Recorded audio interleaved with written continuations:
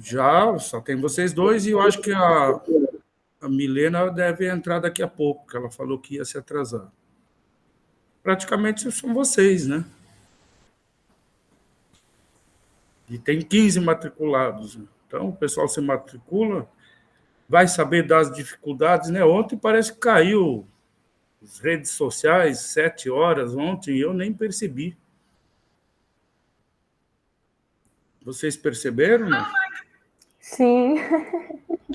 Caiu tudo, ficou umas 6 horas fora. Eu não percebi, eu fiquei sabendo agora de manhã, pelo noticiário aí, que caiu ontem no mundo inteiro, 6, 7 horas aí sem redes sociais.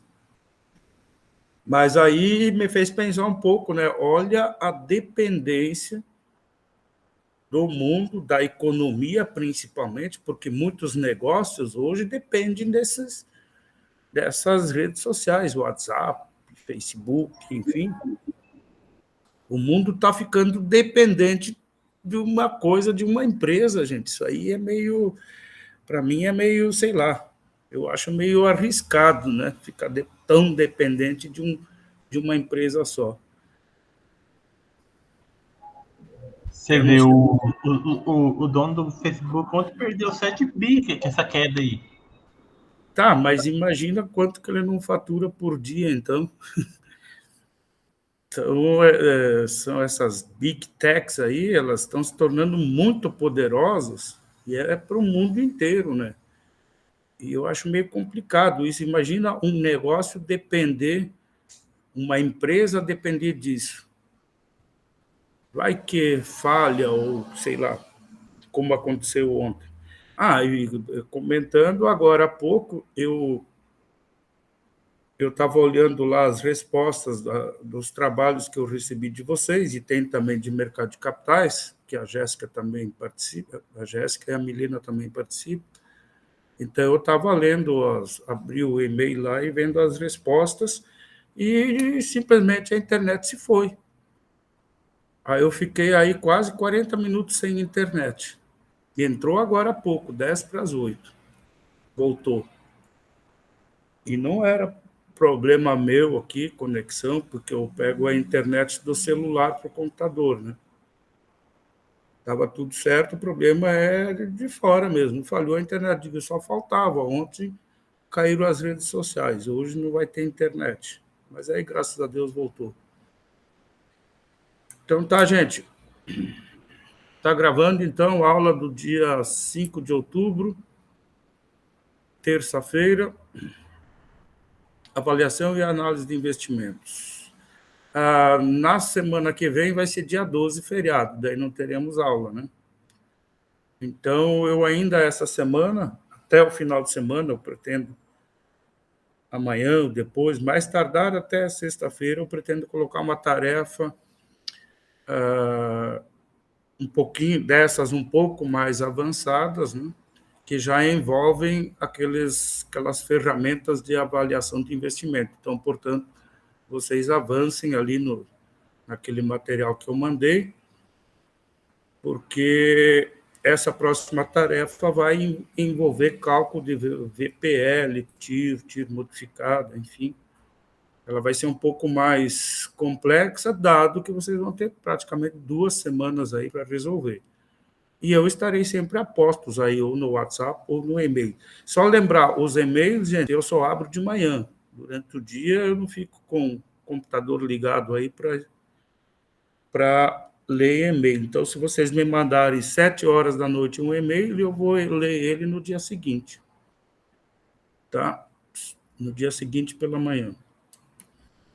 Eu vou corrigir essa tarefa 2, que ela já está lá no SIGA, tá? Eu postei agorinha, quando voltou a internet, eu postei ela no SIGA. Está lá para vocês revisarem lá. Já vou anunciando, estão só vocês dois, né? A Jéssica fez pela regra de 3. Eu nunca tentei fazer isso. Bem errado. Eu não tentei fazer pela regra de 3, eu não sei se é possível. Eu acredito. Mas pela lógica, pelo raciocínio lógico, eu sei que dá. E o Claudio Ney fez, agora eu não lembro direito como é que ele fez. Ah, não, ele fez pela HP. HP mesmo. Mostrou os passos certinhos da HP. E aí tá certo, né? Mas não se preocupe, Jéssica, é o que eu falei nas outras aulas, né? Não é pelo fato de a tua resposta não estar errada que você levou 0 nessa tarefa, não é isso, não. O mais importante é agora você ir lá olhar a resolução que está lá, que eu vou apresentar rapidamente aqui, para os demais, não sei se existem demais, que forem assistir a aula gravada, para também acessarem lá e terem as explicações. Mas lá na resolução eu fiz como o Claudinho fez pela HP, mas eu também fiz pela fórmula. Por que é importante pela fórmula? Que essas questões meio de lógica, elas são muito comuns em concursos, tá, gente? Já vou avisando. Eu não sei se já passou o concurso do Banco do Brasil ou ainda vai ter. Passou já. Já passou? Você fez? Eu fiz, aham. Está na expectativa, então? Foi bem complicado, hein?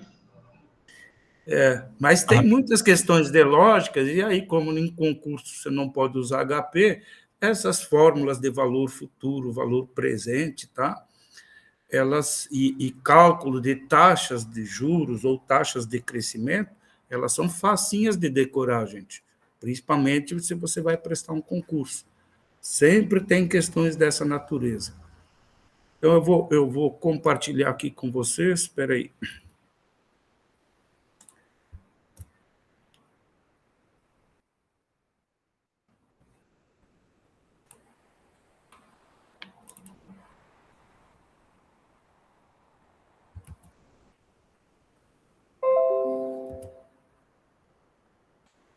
Pronto, vocês devem estar vendo ela aqui.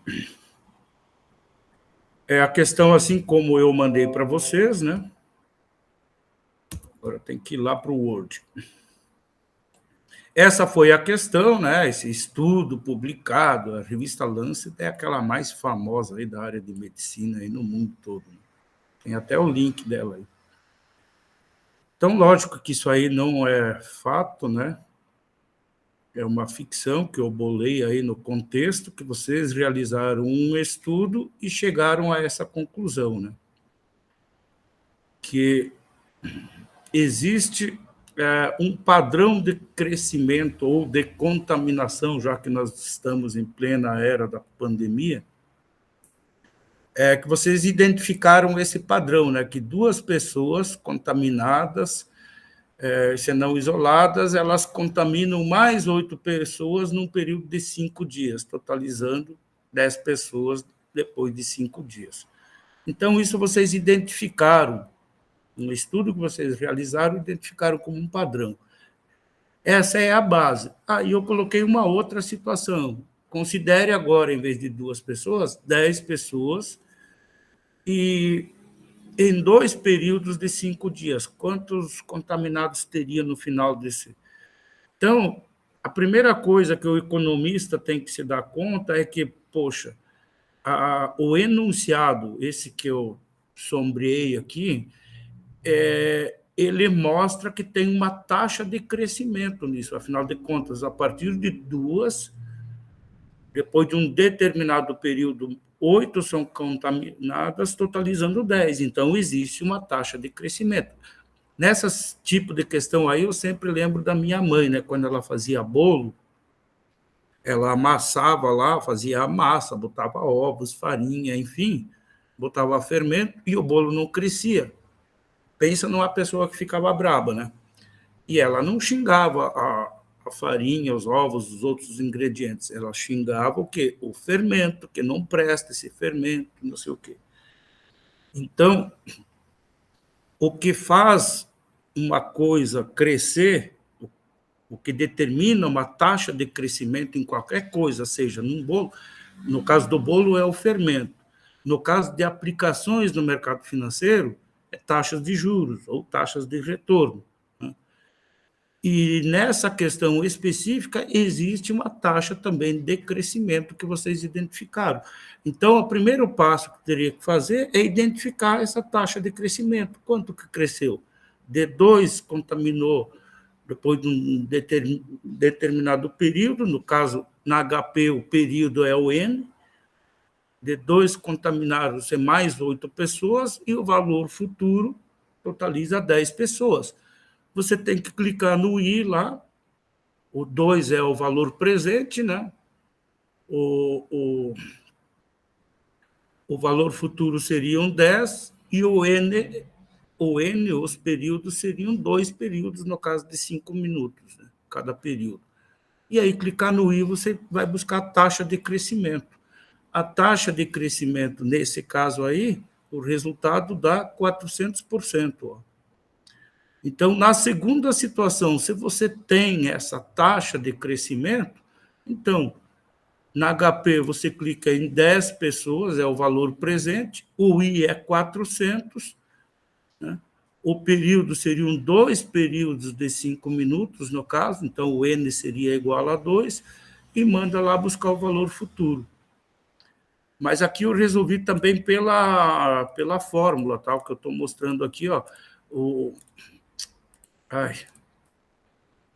essa fórmula aqui, ó, taxa de variação percentual de alguma coisa. Eu comentei na aula passada, é sempre o valor atual, divide pelo valor anterior. Menos 1, tira a unidade e multiplica por 100 para transformar em percentual. Então, aplicando essa fórmula da taxa de variação, ou taxa de crescimento, ou fermento, ou taxas de juros, qualquer coisa que vocês queiram, nesse caso aí do exemplo, ficaria ó, o valor atual, quer dizer, no final do ciclo de 5 dias, teríamos 10 contaminados, 8 novos, mais os 2 antigos, e o valor anterior eram os 2 contaminados iniciais, menos 1 vezes 100. Então, 10 por 2 vai dar 5, menos 1 vai dar 4, multiplica por 100, vai dar 400. E aí eu também mostro na HP como é que foi. Ah, não. A primeira parte eu mostrei só aqui na resolução, só pela fórmula mesmo. Mas na HP eu já comentei, né? Seria só clicar em um período, no caso de 5 dias. Então, lá na HP, N igual a 1, PV igual a 2, PV igual a 2. CHS? FV, sempre tem que colocar uma... Quando você entra com PV e FV, um dos dois tem que ser negativo. Tá? Então, PV, CHS 2, e o valor futuro total que terminou lá em 10 pessoas contaminadas, FV igual a 10, clica no I, para buscar a taxa de crescimento, ou a variação percentual. Aí daria 400. Se você tem essa informação, aí pronto. A segunda parte, está em amarelo aqui. Na HP, valor futuro é quanto? É o valor presente, multiplicado por 1 mais a taxa, elevado a 100. Sempre lembrando que se você for fazer isso pela fórmula, essa taxa você tem que dividir por 100. Eu falei aqui elevado a 100? Não, elevado ao número de períodos. Então, lá o valor futuro igual, eram 10 contaminados iniciais, 1 mais a taxa era quanto? 400, divide por 100, vai dar 4, elevado a N, que é 2 períodos. Então, FV igual a 10 vezes 5 ao quadrado. 5 ao quadrado dá 25, 10 vezes 25, 250. Então, seriam 250 contaminados nessa segunda parte ali, nessa segunda situação. Aqui eu estou fazendo pela HP, tá? É o que eu comentei lá no início. Lá no início eu procurei a taxa só pela fórmula, aqui é pela HP. Então, é um período de 5 dias, 2 contaminados, 2 CHSPV, totalizam 10. 10 é o FV. Vai lá buscar a taxa. Está em vermelho aqui, é o resultado. 400%. Aí você vai para a segunda situação. São 2 períodos de 5 minutos, a taxa é a mesma, A partir de 10 contaminados, que é o valor presente, quanto teria? Clica no FV, HP vai responder 250. Alguns poderiam entender período de 5 dias e colocar N igual a 5 dias e mandar procurar a taxa. Daí você encontra essa taxa de 37,973. Essa é a taxa de crescimento por dia, tá? Mas dá na mesma coisa. Você encontra essa taxa diária de contaminação ao longo dos 5 dias, desse ciclo aqui, a partir de 2 resultou em 10. Na segunda questão, são 2 períodos de 5 dias, ou seja, 10 dias. Então, você coloca N igual a 10, entra com a mesma taxa, parte de 2 contaminados, quanto que você teria no futuro? 250. Então, uma questãozinha bem simples, né? Mas exigia um pouquinho de... Tem outras formas, eu sei que pelo raciocínio lógico também tem forma de resolver isso aí, mas é uma questãozinha que ela alerta aí, porque essas questões, com muita frequência, elas aparecem em concursos aí. Se vocês pretendem fazer novos concursos aí no futuro, atentem-se para isso. Essas formulazinhas aqui, ó, a fórmula do valor futuro, não é difícil de decorar, não. E se você sabe a do valor futuro, a do valor presente é a mesma. Você só pega esse PV, puxa para o lado de cá, e esse FV aqui. Esse FV que passa para o lado de lá, ele passa...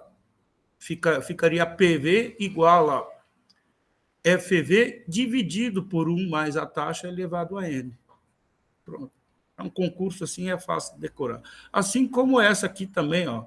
Sempre lembrar qual é a variação. Eu lembro que na semana passada eu falei o crescimento dos alvarás emitidos aqui em Sinop de um ano para o outro. Aí o repórter, o jornalista liga, vem calcular para nós aqui, grava uma coisa aqui para calcular. Eu digo, calcula você mesmo. Quantos alvarás foram emitidos esse ano? Tantos. Quantos foram no ano passado? Tantos. Então, pega os de hoje, divide pelos do ano passado, menos 1 vezes 100. Aí você tem a taxa de variação percentual de um período para o outro. Note que tem um quadrinho aqui em cima, elevado a N, o N vai ser 1. Então, como é 1, eu nem coloquei nada aqui. Porque é de um período para o outro. Quando é variação ao longo de 12 meses, então seria 1 sobre 12. Tá certo, gente? Resolvido? Fácil, Sim, né? prof. Depois você dá uma olhada lá, Jéssica, e vê se você entende bem os passos ali. A forma como você fez, eu vi que deu errado lá. Deu 80. Fez pela regra de 3. E eu recebi outras respostas em outros semestres também, algumas respostas bem diferentes, assim, tá? Então, eu não ia muito atrás da resolução pelo raciocínio lógico, nem pela regra de 3, porque é fácil de a gente se enganar, né? Alguns botavam lá a variação, né? O total de contaminados, mas esqueciam de acrescentar os que já estavam contaminados, né? Então, aí dá diferença no resultado. Mas a questão central aí dessa tarefa é para vocês sempre lembrarem que, se vocês identificarem que tem uma taxa de crescimento, vocês têm como calcular essa taxa de crescimento, ou taxa de variação percentual, quando envolve dinheiro, investimentos, financiamentos, enfim, vocês têm como calcular isso. E aí, com base nessa taxa de crescimento, ou a minha mãe xingava o fermento que não era bom, é o fermento que fazia a massa do bolo crescer. E é esse fermento que é o importante, né? Então, em financiamentos, em empréstimos, essa taxa de crescimento é que é importante. Aplicação financeira, por exemplo. Você tem interesse de saber se investe R$1.000 hoje, quanto que você vai ter daqui a um mês. Então, você exige uma taxa de crescimento, exige um fermento nessa sua aplicação financeira. Afinal, você está aplicando, né, parte da sua renda, está deixando de consumir hoje para consumir lá no futuro. Né? Se eu disser para vocês, vocês querem que eu pague uma pizza para vocês hoje ou no final do semestre? Né? Vocês sempre vão preferir hoje a pizza, não é? Agora, se eu disser para vocês, eu posso pagar uma pizza para vocês hoje ou um churrasco no final do semestre. Pronto, aí já tem uma taxa de crescimento aí, né? Essa pizza se transformou num churrasco. Então, mediante a sua abstenção do consumo presente, ela só é justificável se lá na frente você tiver uma capacidade de consumo mais alavancada, digamos assim, tiver um plus a mais. E para isso, para fazer esse sacrifício de se abster do consumo hoje, você exige um prêmio. E o que é esse prêmio? É a remuneração aí, o valor percentual, ou aquele fermento que vai fazer com que esses seus R$ 1.000 de hoje eles cresçam até o final do mês ou até o final do semestre, de modo que melhore a tua capacidade de consumo. Esclarecido, então, está lá no Siga já, por favor, abaixem, mesmo o Claudinho, que acertou meio pela HP, mas dá uma olhadinha lá também, Claudinho, para como é que se resolve pelas fórmulas, tá? Beleza. Então, vou abrir... eu estava até sumido, eu fazendo um monte de gesto e estava ocultado aqui. Eu vou abrir o material base lá.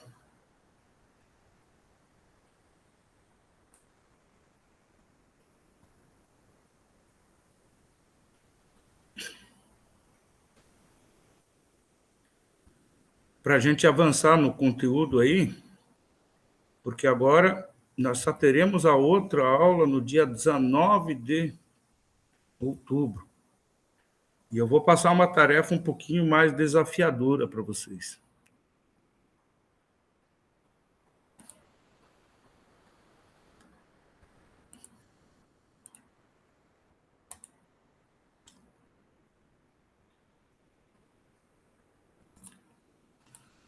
Deixa eu ver se está aparecendo lá para vocês. Tá. Está aparecendo, né? Então, eu vou para lá. A Milena já entrou ou não? Deixa eu ver quem está aí. Não, professor. Eu mandei o link para ela, só que ela não me respondeu ainda também. Não disse se vai conseguir entrar. Ela disse que ia se atrasar. Uhum. Mas aí, provavelmente, às 8h59, ela aparece aí. Então, esse é o material base, né? Essas tarefas todas que eu passo para vocês, pelo que está nos slides aí, vocês têm condições de resolver, tá? Na última aula eu falei dessas 4 situações, falei da cálculo de taxas de juros, né? Está aí a fórmula. Vocês vão notar que é a mesma daquela fórmula que eu botei na resolução, que é a taxa de crescimento, tá? É o valor atual dividido pelo valor anterior, elevado a 1 sobre n, no caso, o período lá era 1, né? Um período de 5 dias, menos 1 vezes 100, para você encontrar aqueles R$ 400 que era a taxa lá. Aí, essa questão do valuation, da Mudaran aí, são mais conceitos, tá? Vocês leiam aí, eu procurei colocar de uma forma bem didática, tá? Que não fica... O principal aí, que ele fala aí, é chegar nesse WACC aqui, ó. Custo médio ponderado de capital. Mas isso aqui é válido quando envolve capital privado, né, de acionistas, e capital de terceiros, ou bancos ou fornecedores. Então, é necessário fazer essa conta, que vocês vão ver, ela não tem nada de complexo aí, está ali as legendas aqui embaixo, explicando o que é cada uma dessas. Então, ele considera no custo de capital o custo do capital privado, né, dos acionistas, que exigem uma taxa de retorno, e o custo dos fornecedores, ou do banco, no caso que a empresa pegue financiamentos. E aí eu coloco uma observação que nós vamos utilizar, substituir essa complexidade desse cálculo do custo médio ponderado, pela nossa simples TMA, né? Taxa mínima de atratividade do empreendedor. Acho que eu já tinha até comentado isso com vocês. Então, agora vamos entrar nos métodos de análise de investimento mesmo. Tá? Basicamente, são dois grupos, né? Os métodos práticos, taxa de retorno do capital. E tem um outro método também, o tempo de retorno, ou também chamado de payback. Esses dois métodos, gente, eles são os métodos que mais são utilizados pelo pessoal aí, pelos agentes do mercado, empreendedores, pequenos empresários, enfim, eles fazem essas contas. Mas tem a observação aqui, eles não são muito precisos, né? Mas tem algum lugar lá na frente sobre o papel das expectativas, eu coloco lá uma questão do... tem que ver o estado de fígado do empreendedor, né? O estado de fígado é o quê? É o quanto esse cara é audacioso. E muitas vezes você mostra para ele, olha, isso aqui não vai dar certo, tudo indica que não vai dar certo, ele vai lá e faz e dá certo. Né? Que o empreendedor mesmo, eu acho que é coisa de vocação mesmo. Os caras têm coragem, eles se apaixonam pelo empreendimento e vão lá, botam a mão na massa e a coisa dá certo. Mas, tecnicamente, esses métodos, a gente deixa eles de lado, porque eles não consideram o valor do dinheiro no tempo. Né? Então, a segunda categoria de métodos, que exigem um pouquinho mais de domínio, aí, principalmente da matemática financeira, que foi essa revisão que nós fizemos até agora, eles são mais precisos, são mais confiáveis. Só que como eles exigem um pouquinho mais de domínio aí de questões financeiras, não são usados no dia a dia aí pelos empreendedores de um modo geral, principalmente dos pequenos empreendedores. Então, os métodos analíticos, eles se resumem basicamente ao VPL, que eu chamo de papa dos métodos analíticos, né? Métodos de análise de investimento. Calculou VPL, deu VPL igual a zero ou positivo, o empreendimento é viável. Ponto. Sempre tome como referência o VPL. E aí tem a TIR e a TIR modificado.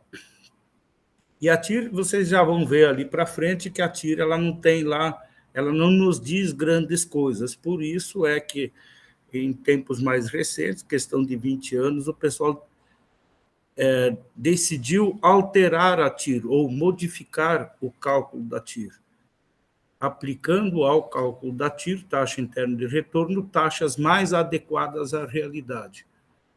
E aí sim, a emitir, ela nos diz muitas coisas e ela confirma o resultado que você chegou no cálculo da VPL. Então, aqui sobre os métodos práticos, eu tenho dois exemplos aqui, eu não sei se vocês viram, se vocês não viram, eu sugiro que vocês vejam, né? No taxa de retorno contábil, o sujeito simplesmente pega, eu vou ter um fluxo líquido de caixa, né, de 19 mil por mês, por ano, como queiro. Né? Eu vou investir 100 mil e a todo mês eu faturo aí em torno de 20 mil. Então, ele pega esses 20 mil, divide pelos 100 que ele desembolsou, a taxa de retorno ao ano dele vai ser de quase 20%. Ou é uma taxa muito boa e ele vai lá e faz o negócio. Tem pontos fracos essa análise, né? Não considera o valor do dinheiro no tempo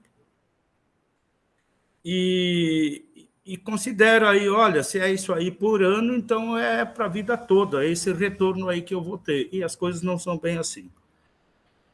Eu também tenho um exemplo aí do payback, que é simplesmente o inverso. Eu vou desembolsar 100 mil, eu vou faturar, vou arredondar aqui, 20 mil por mês, ou por ano, digamos.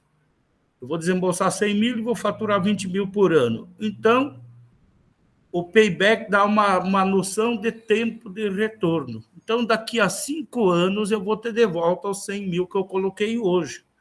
E depois, o que vier pela frente é lucro. É assim que o pessoal raciocina.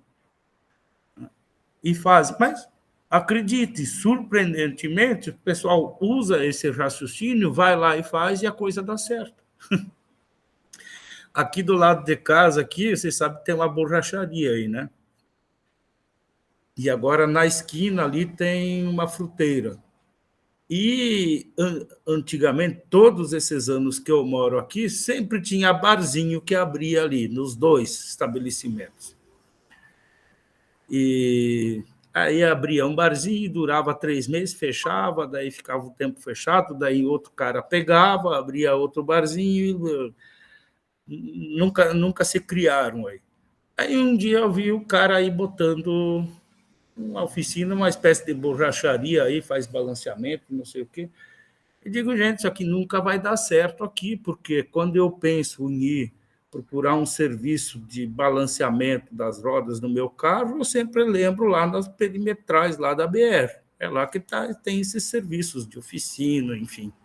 Eu pensei, não vai dar certo aqui. Pois olha, vive cheio aí. E olha a sacada do cara, né? O pessoal, a cidade está se esticando para o lado do aeroporto, olha quanta gente pensa, mora ali, e quando precisa de um serviço desses, tem que se deslocar até o outro lado da BR, ali lá na perimetral.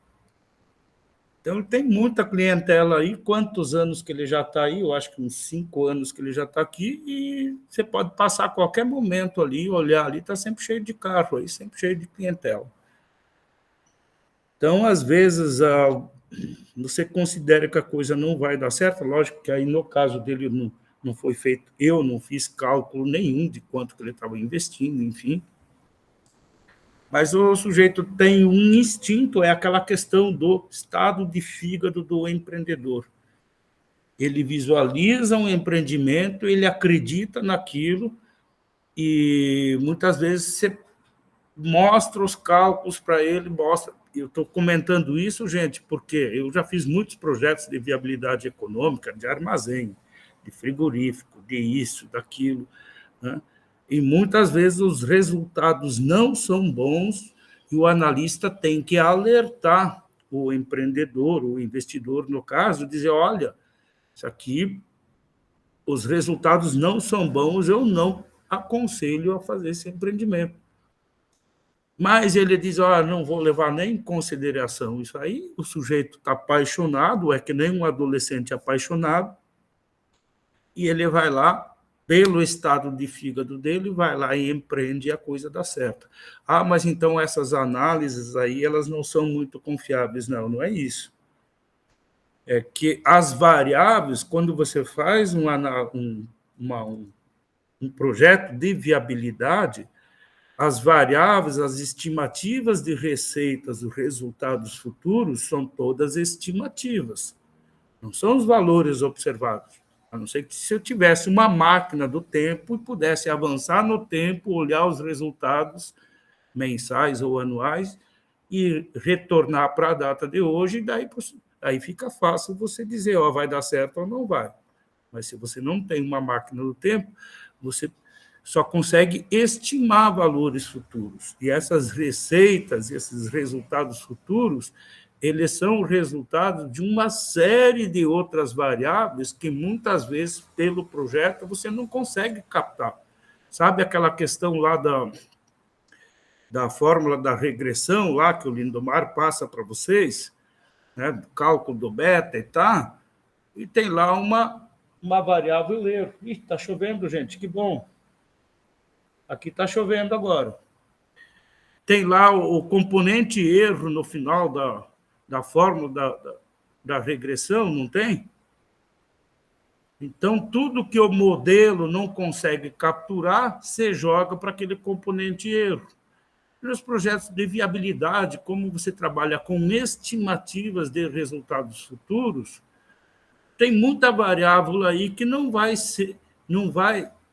na hora de constatar o resultado, ela não vai ser nem perto, próxima daquela que foi estimada, ou daquele valor que foi estimado. Por quê? Por uma série de outros fatores, gente. Imaginem, querem ver um exemplo? Imaginem que eu tenha acabado de fazer um projeto de viabilidade econômica de uma agência de turismo aqui em Sinop, né, que tinha aí como público-alvo o pessoal que ia do Sinop para Nova York, nos Estados Unidos. E eu fizesse todos os cálculos, tivesse feito aí um estudo de mercado, pesquisa com levantamento de intenções, de potencial demanda, enfim, tá? Chegasse à conclusão, não, pode colocar essa agência de turismo aqui em Sinop, que vai ter demanda, o pessoal vai para Nova York, tá? E os resultados da empresa vão ser esses no futuro. Imaginem agora que eu tenha assinado esse projeto no dia 10 de setembro de 2001. O que aconteceu no dia 11 de setembro de 2001? As Torres Gêmeas. Depois do dia 11, ninguém mais, nem em Sinop, nem no mundo, não queria ir para Nova York, não é? Então, notem, tem uma série de variáveis que, por mais precisa que seja a sua estimativa, tem muitas coisas exógenas que você não consegue capturar. Afinal de contas, ninguém tem bola de cristal, né? Então, é isso. Esse payback também, gente, então, ele é muito utilizado no dia a dia dos empresários, comerciantes, enfim, mas a gente desconsidera. Eu só coloquei os exemplos aí para vocês verem como é que calcula. Lembrando que payback dá uma noção de tempo de retorno do investimento. Já o taxa de retorno contábil diz quanto que eu vou ganhar por ano, ou por mês, ou por cada período. Tá? E aí nós entramos aí nos métodos analíticos, começando já pelo VPL. Então, já boto lá em cima para vocês que o parâmetro que a gente vai utilizar nos cálculos é a TMA, taxa mínima de atratividade. É aquela taxa de desconto que traz para os valores presentes para o valor presente as estimativas de receitas líquidas futuras. Essas estimativas são trazidas para a data presente, descontadas a uma taxa. Então, nós não vamos utilizar aqui o WACC, aquele WACC lá, custo médio ponderado de capital. Vamos simplificar o raciocínio e fica mais fácil de entender a lógica da coisa. Tá? Então, os conceitos de VPL, aí vocês botem lá no Dr. Google, lá vocês vão encontrar muitos conceitos, muitas referências, muitos trabalhos envolvendo o VPL, muitos exemplos também. Então, o VPL nada mais é do que o somatório, né, do valor presente das entradas de caixas futuras, né, dos valores futuros estimados. E tem aí também as definições, conceitos, é um dos melhores métodos de análise de investimento, né? E ele serve também, ele não só é aplicado para você avaliar empreendimentos futuros, mas também para avaliar o desempenho de eventuais empreendimentos do passado. Eu acho que eu devo ter colocado algum exemplo resolvido aí nesse material, mas, por exemplo, a nossa região aqui, de região de grãos, produtores, né, do agronegócio, mas tem também pecuária, e logo ali para cima, em Colíder, é a região de pecuária, né? Colíder, Terra Nova, Alta Floresta, enfim. O predominante é a pecuária ainda, porque o agronegócio já está entrando em muitos desses lugares, o grão. Então, imagine que um produtor rural aí, ele compra um lote de 1.000 bezerros para engordar. Ele vai levar um tempo aí, não sei qual é o período de maturidade hoje, mas deve ser em torno de 2 anos para ficar na, na faixa do desfrute, aí, no padrão para mandar para os frigoríficos. Né? Então, olha, é um período longo, né? E ele tem custos nesse período. Né? Tem principalmente sal, remédios, vacinas, e, dependendo da região, aí, no período de secas, tem que ter ração complementar. Então, ele vai ter, ele tem um desembolso inicial para comprar aquele lote, digamos, de 1.000 bezerros, e ele tem custos mensais envolvidos ali, e lá no final, supondo que ele chega num determinado período, depois de tantos meses, ele vende lá parte desse lote aí, vende 500 cabeças, sei lá.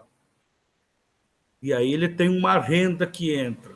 Então, vocês podem ir aí visualizando o fluxo de caixa líquido. Né? Primeiro o desembolso inicial, depois tem aquelas despesas todas mensais, mas ele tem uma receita positiva quando ele faz a primeira venda. Depois passa mais um tempo, ele vende mais um tanto ou vende o restante. E, eventualmente, nas contas dele ali, o negócio foi bom. Mas, às vezes, se você botar na ponta do papel, calcular o VPL, tá, dependendo das taxas de juros ou da TMA que você utiliza, a TMA é a taxa mínima de atratividade. Tá? Então, digamos que a conjuntura é um ambiente de taxas de juros básicas de 14,25% ao ano, como era lá em 2016, e digamos que ele tenha usado uma TMA de 10% ao ano. Ah, não, faturei 10% ao ano, tá bom, mas o economista tem que considerar sempre o custo de oportunidade, né? Ele teve todo o trabalho de lidar com esses animais e acordar cedo, e final de semana, e não sei o quê, para obter lá um retorno, porque o VPL, se o VPL deu positivo, um retorno de 10% ao ano, sendo que o custo de oportunidade ele poderia ter, em vez de ter comprado aqueles lotes lá atrás, ter colocado numa aplicação financeira que ele teria 14,25% ao ano. Tá? Então, o cálculo do VPL ele serve também para avaliar desempenhos de empreendimentos passados. E muitas vezes isso aí gera surpresas, acredito. Vamos avançar aqui. A interpretação do VPL, gente, é que eu quero chamar especial atenção. VPL maior do que zero, o projeto sempre é viável. Por quê? O valor presente das entradas de caixas vai ser maior do que o valor presente das saídas de caixa. Saída de caixa é aquele desembolso inicial lá quando o sujeito comprou o lote de bezerros lá. Agora vem a questão crítica. E quando o VPL que você calculou foi igual a zero, alguns autores, inclusive, dizem que é para descartar o projeto. Mas não, ele também é viável, porque sempre tem que lembrar que VPL não significa o lucro do empreendimento. Então, quando o VPL o cálculo lá deu igual a zero ou próximo de zero, ele também é viável. Por quê? Porque ele atingiu a TMA, a taxa que o empreendedor exigia. E quando o VPL der negativo, ou seja, menor do que zero, considera-se que o projeto não é viável. Por quê? Porque não atinge aquela taxa que o empreendedor exigia. Mas isso, quando o VPL dá negativo, gente, não significa que o projeto não gera lucro. O projeto pode estar gerando muito lucro. Só que não atingiu aquela taxa, digamos, o empreendedor quer, não, vou botar esse empreendimento aqui, mas eu quero 18% ao ano de lucro. Nossa, olha, se a nossa conjuntura hoje nós estamos com uma taxa de 6,25% ao ano, é difícil achar alguma coisa que dê 18% ao lucro, né? Pelo menos em atividades lícitas, né? Então, eventualmente, o empreendedor exige um valor muito alto e supondo aquele projeto, ele dá um lucro muito bom, só que ele atinge a taxa de 17,5%, não atinge os 18%. Nesse caso, o cálculo do VPL vai dar negativo.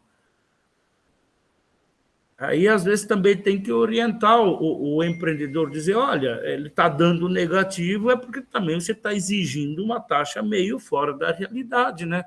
Mas o projeto é muito bom, né? E depois você faz a avaliação de risco do projeto também, que está no final do nosso conteúdo aqui, e afirma para ele o projeto é muito bom, os resultados são muito bons, inclusive é considerado de baixo risco esse empreendimento. O problema é que o cálculo do VPL está dando negativo porque você está colocando uma taxa muito, muito alta, né? Muito fora da realidade. Então, tem esses detalhes também, né? E aí, a utilidade do VPL também é para servir de critério, e eu vou passar um exemplo, um exercício, uma tarefa para vocês sobre isso. 2 projetos para vocês escolherem entre um ou outro, né? Ele serve como critério de decisão, né? Você tem 2 ou mais, ou vários projetos, às vezes as empresas, imagine aí, empresas de grande porte, quantas propostas de projetos eles não recebem ao ano? Diferentes projetos, né? Diferentes propostas. E, eventualmente, o economista-chefe daquela instituição vai ter que decidir. Só tem recurso para implementar um. Portanto, você vai ter que descartar os demais. Qual projeto, dentre as várias propostas, você vai escolher? Então, o cálculo do VPL é uma ferramenta interessante, né, para você definir como critério de decisão, né, a adoção de um projeto e o descarte de outros, dos demais, né? Então, qual é o critério, né? Entre vários, o mais atrativo, né, é sempre o que resulta no maior VPL. O VPL é a interpretação, nós estamos tratando aqui da interpretação. Quando você calcula o VPL, você está, digamos, o VPL resultou lá em 250 mil positivo. Qual é o significado desse? O cálculo do VPL retorna valores mesmo, valores em espécie, né? Monetários. Não retorna taxas. A TIR retorna taxas, valores... variações percentuais. O VPL retorna valores. Então, num determinado projeto, retornou lá o cálculo do VPL 250 mil positivo. Pronto. O projeto é viável. Por que é viável? Porque se a TMA do sujeito era de 14% ao ano, aquela taxa foi alcançada. Mas o que são esses 250 mil, então, que sobrou, que o VPL está apontando aí? O VPL significa que a taxa que o sujeito exigia foi atingida ao ano e ainda o projeto gerou uma riqueza adicional de 250 mil. Oi, Milena, agora que eu vi você aí.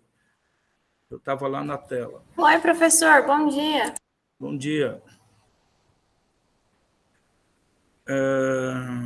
Tá. Daí essa observação aqui também é importante, tá?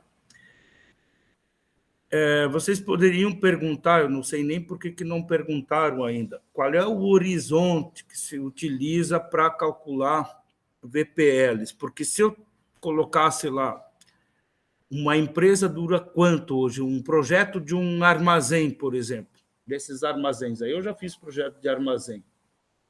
O sujeito constrói um armazém com capacidade estática lá de 30 e tantas mil toneladas.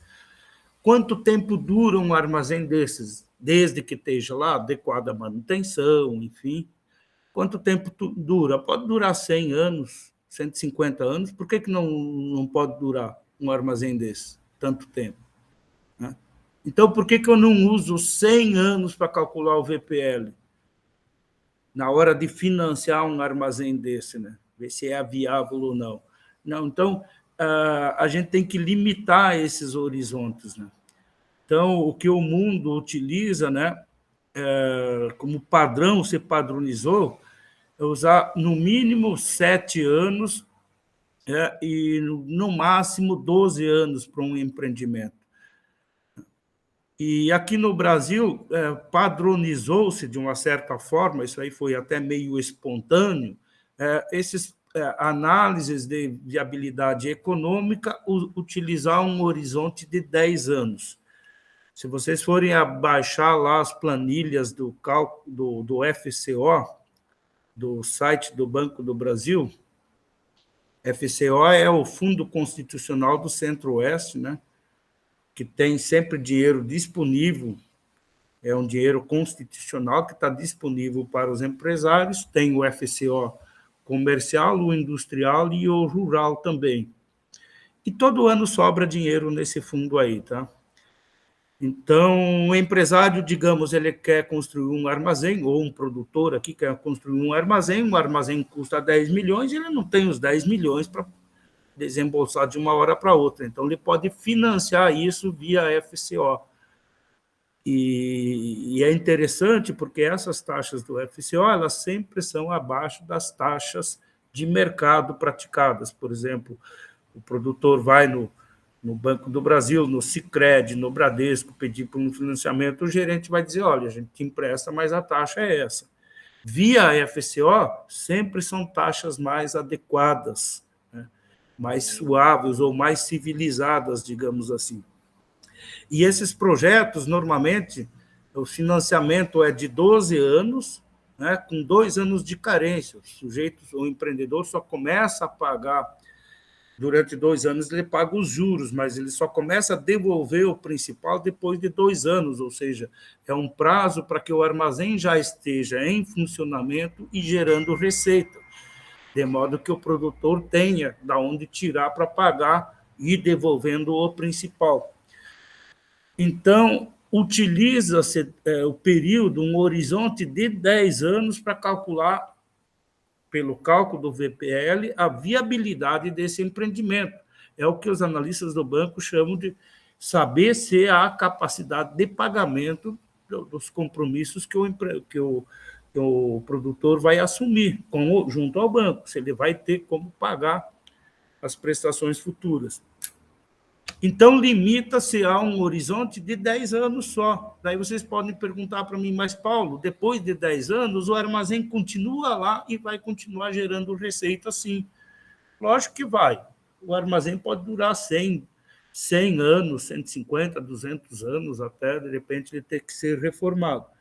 Ele vai continuar gerando resultados no futuro, mas para efeitos de análise, no Brasil, padronizou-se a adotar horizontes de 10 anos.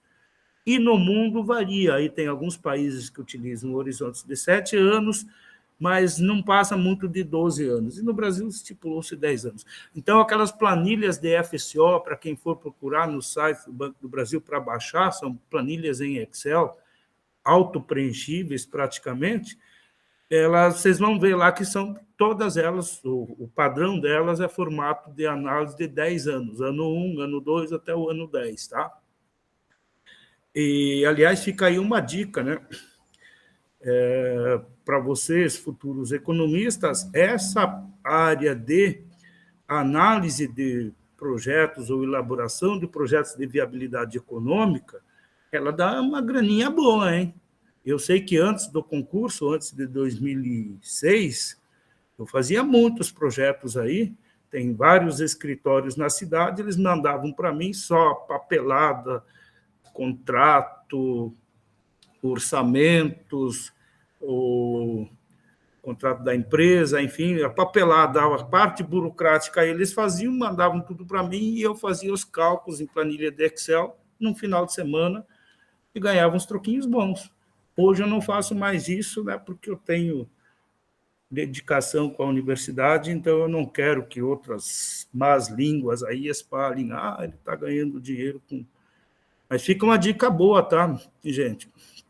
Dá um dinheirinho bom isso aí, e para quem se especializa, aliás, tem um escritório aí de FCO rural aqui na cidade, que é de um ex-aluno nosso aí, se especializou só no FCO rural, e está indo muito bem, pelo jeito, aí tem escritório, tem tudo já aí.